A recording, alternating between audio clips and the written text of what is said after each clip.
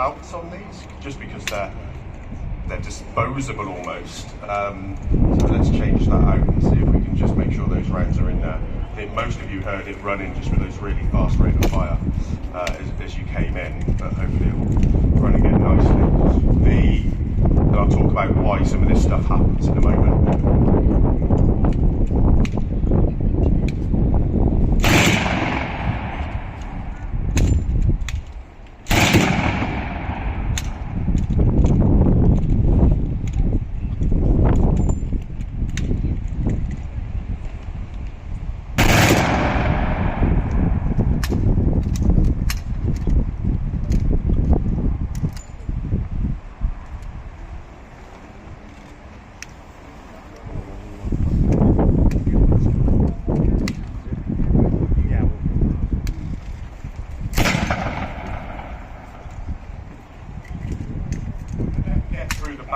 For you, and then I'll explain what's happening.